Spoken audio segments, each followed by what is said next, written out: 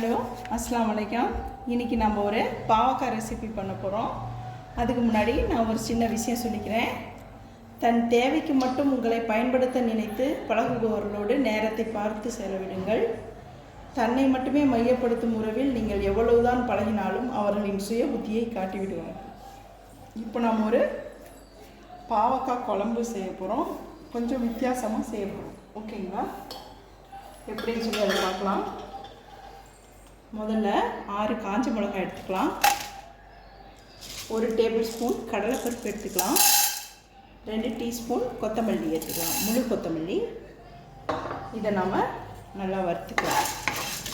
அடுப்பை மெதுவாக வச்சு வாசனை வர வரைக்கும் வறுத்துக்கோங்க.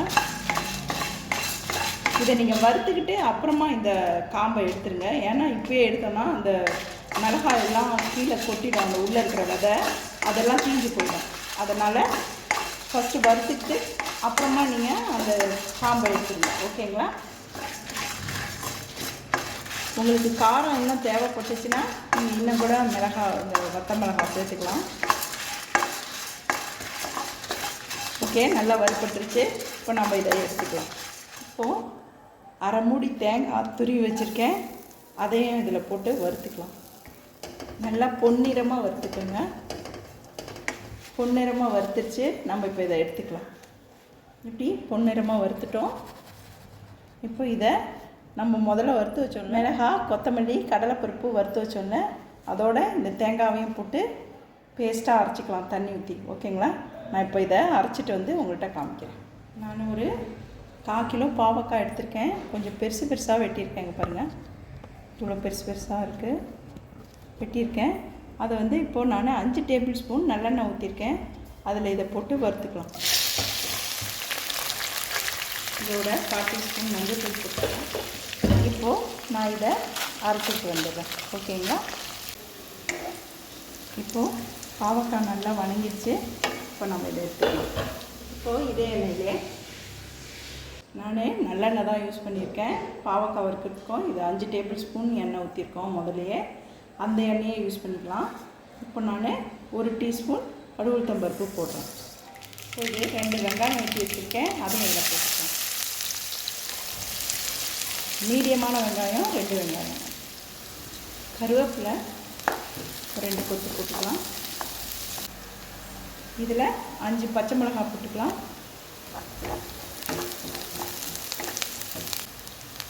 Ginger garlic paste 1 teaspoon.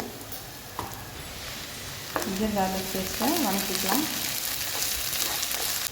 2 தக்காளி வெட்டி வச்சுருக்கோம், அதை இதில் போட்டுக்கலாம். சின்ன தக்காளி தான், 2 தக்காளி சும்மா பேருக்கு போட்டிருக்கோம். உப்பு 1 டீஸ்பூன் போட்டுக்கலாம். மூடி வணக்குவோம். இது கொஞ்சம் மூடி பதங்க வைப்போம். ஒரு 2 நிமிஷம் ஆகட்டும்.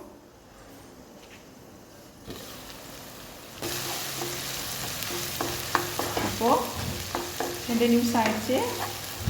தக்காளி எல்லாம் நல்லா வணங்கிடுச்சு.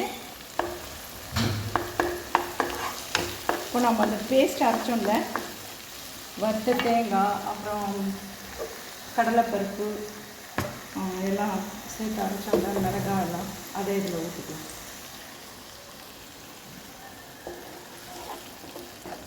இப்போது இந்த மசாலாவில் ஒரு 1/4 டீஸ்பூன் மஞ்சள் தூள் போட்டுக்கலாம்.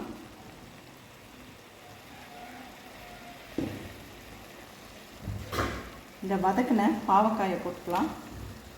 லேசாக இது கழுவுன தண்ணியை ஊற்றிக்கலாம். இது ஒரு 2 நிமிஷம் கொதிக்கட்டும், மூடி வச்சு. ஓகே, இப்போது 2 நிமிஷம் ஆயிடுச்சு. இப்போ இதில் புளி தண்ணி ஊற்றிக்கலாம். வெல்லம் 1 டீஸ்பூன் போட்டுக்கலாம். கொதிக்க வச்சுக்கலாம். புளி நான் எலுமிச்சம்பழம் அளவு எடுத்திருக்கேன். சின்ன எலுமிச்சம்பழம், ரொம்ப நிறைய புளி ஊற்றிடாதீங்க. இப்போ இதில் உப்பு இருக்கான்னு பார்த்துக்கிட்டு ஒரு 4 நிமிஷம் கொதிக்க வச்சுக்கலாம். இப்போது நம்ம திறந்து பார்க்கலாம். நம்மளோட எக்ஸலண்ட்டான பாவக்காய் குழம்பு ரெடி ஆயிடுச்சு. ரொம்ப ரொம்ப சூப்பராக இருக்கும். நீங்கள் செஞ்சு பாருங்கள், உங்களுக்கு ரொம்ப ரொம்ப பிடிக்கும். சாப்பாட்டில் போட்டு சாப்பிட்டுக்கிட்டே இருப்பீங்க, அவ்வளோ டேஸ்ட்டாக இருக்கும். இதை ஒரு தடவை நீங்கள் செஞ்சு பார்த்தீங்கன்னா வாழ்க்கையில் திருப்பி திருப்பி செஞ்சுக்கிட்டே இருப்பீங்க. நான் இதை உங்களுக்கு சர்வ் பண்ணி காட்டுறேன், ஓகேங்களா? நம்மளோட ரொம்ப ரொம்ப சூப்பரான பாவக்காய் குழம்பு ரெடி ஆயிடுச்சு. இதை நீங்கள் செஞ்சு பாருங்கள், சாப்பாட்டுக்கு போட்டு சாப்பிட்டிங்கன்னா ரொம்ப ரொம்ப அற்புதமாக இருக்கும். அவ்வளோ கசப்பு இருக்காது. நம்ம முதலே வறுத்து எடுத்துட்டோம், அதில் சுகர் வேறு கொஞ்சம் போட்டிருக்கோம். ரொம்ப நல்லாயிருக்கும். நீங்கள் இதை ஒரு தடவை ட்ரை பண்ணி பாருங்கள். உங்களுக்கு பிடிச்சிருந்துச்சுன்னா லைக் பண்ணுங்கள், ஷேர் பண்ணுங்கள், சப்ஸ்கிரைப் பண்ணுங்கள். நான் அடுத்த வீடியோவில் உங்களை சந்திக்கிறேன். ஓகே.